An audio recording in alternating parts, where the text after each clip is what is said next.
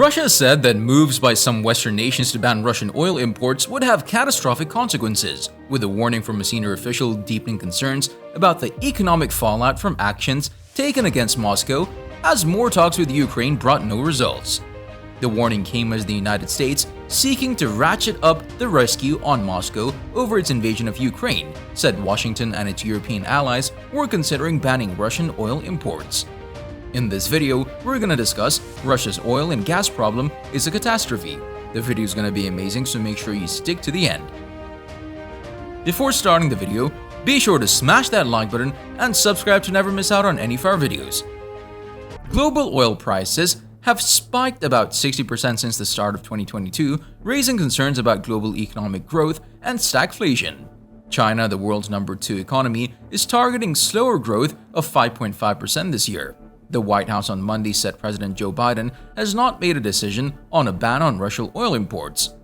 With a U.S. ban on imports of Russian oil and gas and energy, Indian state-owned farms that have invested $16 billion in Russia's energy sector are trying to work out a way to sequester their investments from any potential fallout, said Indian government officials aware of the development. Oil markets are on a knife edge for two reasons. First, worries are growing that supply may be inadequate to cover disruptions. The balance between demand and supply was already tight last year. Fossil fuel consumption rebounded strongly from the COVID-induced slump in 2021. The International Energy Agency (IEA), an official forecaster, even expects global oil demand to return to pre-pandemic levels by year-end. The second reason for prices surging in response to Mr. Blinken's statement is the fact that Russia, with its 4.5 meter BPD of crude exports and additional 2.5 million BPD of oil product exports, is the world's second biggest exporter of petroleum. Moreover, no other supplier, nor any combination of them, could produce sufficient incremental volumes of oil quickly enough to replace the loss of all Russian exports. As the Soviet Union began developing oil and gas pipelines to Europe, European energy dependence on Russia became a particular concern in Washington. In 1981, the Soviet Union was building a natural gas pipeline from Siberia to Western Europe. Seeing it as another threat, the Reagan administration tried to persuade European allies such as France and Germany to join its embargo of not only pipeline equipment for the project, but financing too. In the mid-2000s, for example, Ukraine was still receiving the same heavily subsidized gas shipments from Russia as it did when it was a part of the Soviet Union a few years later. When Ukraine refused, Russia restricted the flow of gas through the pipelines, leaving only enough to fulfill its contracts to countries in Western Europe. That pipeline opened up in 2011 and resulted in an annual loss to Ukraine of $720 million in transit fees. Russia's use of trade and energy to create dependencies has given it a strong hand, one that the US and its European allies have limited options to counter. The price may exceed $300 per barrel, Russian Deputy Prime Minister Alexander Novak told reporters. It's impossible to quickly replace the volume of Russian oil on the European market. It'll take more than 1 year. The ban on Russian oil will lead to a rise in prices for fuel, electricity, and heating in Europe and the United States, he added. It's absolutely obvious that abandoning Russian oil will lead to catastrophic consequences for the world market. A surge in prices will be unpredictable, more than $300 per barrel, if not more, he said. At the same time, it's impossible to replace the volume of Russian oil on the European market quickly. It'll take more than 1 year, and it'll be much more expensive for European consumers. Under this scenario, they'll become the main victims. European politicians should then honestly warn their citizens and consumers about what awaits them, and that prices for gas stations, electricity for heating will skyrocket. This will affect other markets, including the American one, he added.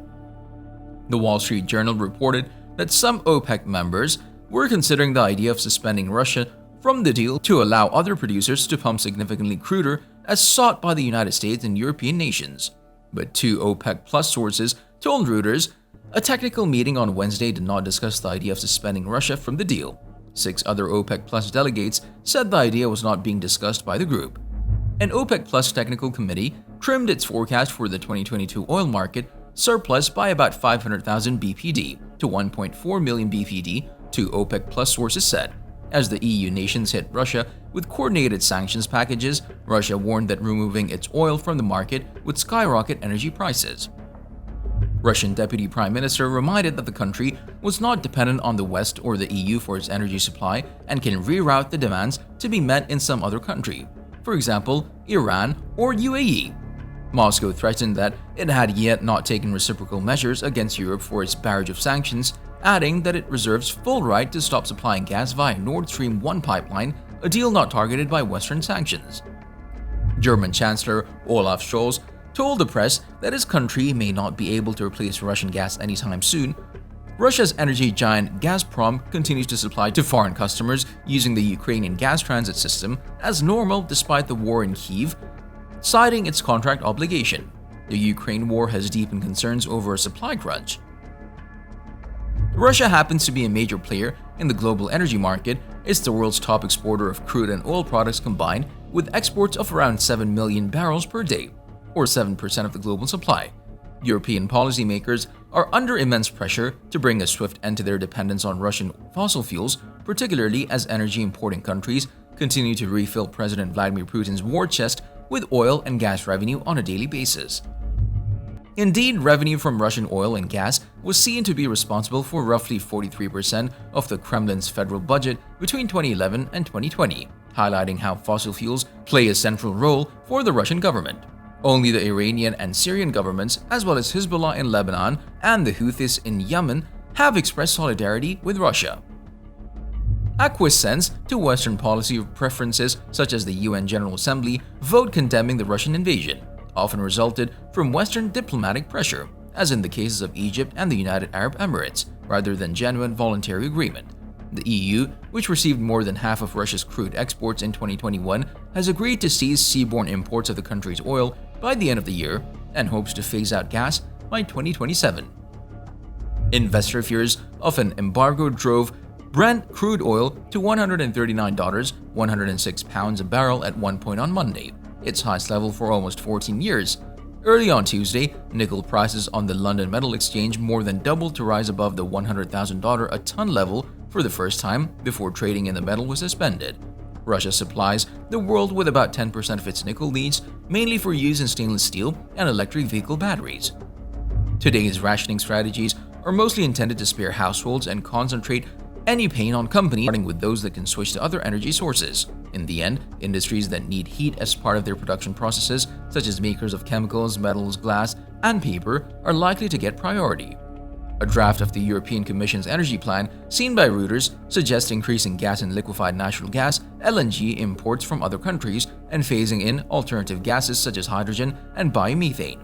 The International Energy Agency has said Europe could reduce Russian gas imports by more than half within a year, but that would require a raft of rapid measures. From swapping gas boilers for heat pumps to significantly raising LNG imports. Let us know your opinion in the comment section below. This was all for today. Hope you liked the video. Don't forget to subscribe to our YouTube channel. Stay safe, and we'll be back soon with another video.